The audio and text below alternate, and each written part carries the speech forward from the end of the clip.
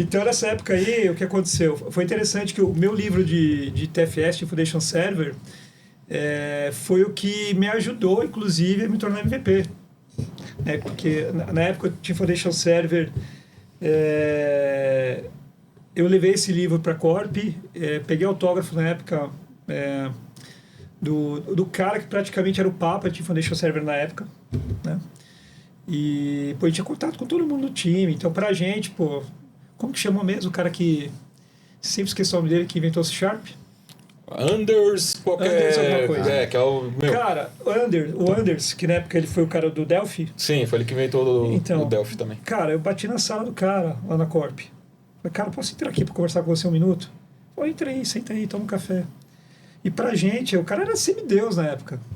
Pô, o cara inventou o Delphi, o cara inventou o C Sharp, mano. A Microsoft chamou, o Anders foi contratado pela Microsoft na época.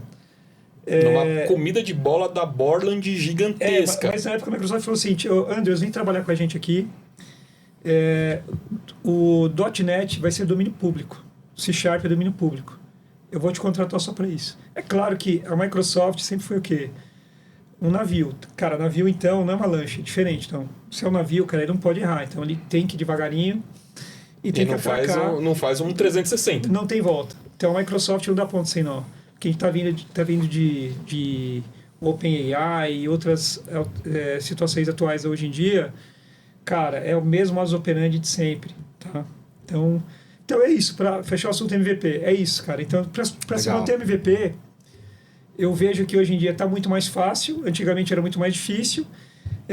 Eu lembro do dia que eu recebi a ligação de um brother nosso aí, que era MVP Lead na época, que hoje ele é diretor de uma grande multinacional também em tecnologia.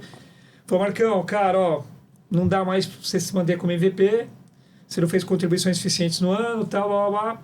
Tudo bem, não estou mais MVP. Isso não quer dizer que você não está... O seu conhecimento e o tempo que você permaneceu não foi em vão. Exatamente. Teve um porquê. E todas as pessoas que eu conheci, com quem eu me relacionei, e tudo que proporcionou. Falar que não proporcionou coisas boas, pô, só o fato de você... para nossa área TI, são para poucos você tá na sede da Microsoft, conhecer o cara que inventou tudo aquilo, cara. Você tá andando, cara, essa época aí, a gente tá falando de visitar a Microsoft numa época que os caras estão começando a olhar para táxi autônomo, para andar dentro de Seattle, cara. Na verdade, dentro de Redmond, que é a cidadezinha, uma das cidadezinhas que tem em Seattle, onde era a sede da Microsoft, não sei se ainda é, enfim. O auge da Microsoft. Foi o auge da Microsoft. Caraca. Hoje em dia a gente é muito próximo da Microsoft ainda, mas hoje em dia a gente olha muito a Microsoft do lado comercial. Então essa época era a época do lado técnico, do lado técnico, do lado romântico, entendeu? Você olhava assim com os olhos de, pô, eu quero participar disso tudo, quero um dia trabalhar na Microsoft e, na verdade, no final do dia você sabe que trabalhar na Microsoft, trabalhar em outra empresa, é a mesma coisa, você ser cobrado como você é cobrado em outros lugares, tem os benefícios, tem os malefícios, é a mesma coisa, tá? Então, foi isso, o MVP foi essa época. Daí, como eu disse, eu voltei para o mercado, fui trabalhar numa empresa que foi uma das primeiras consultorias do mercado de Microsoft, acho que a primeira Gold Partner brasileira foi a Forum Axis, que existia a revista Forum Axis também. Eu vou parar de vir aqui, eu não sei nada, mano. Tô aprendendo pra cacete. Deixa eu falar de Axis. A Axis é um banco de dados. Banco de dados. Então, existia uma revista chamada Forum Axis, que era uma revista destinada a tratar de assuntos sobre o Axis, que originou uma consultoria que o foco principal era a Axis, depois ela abriu. Uhum.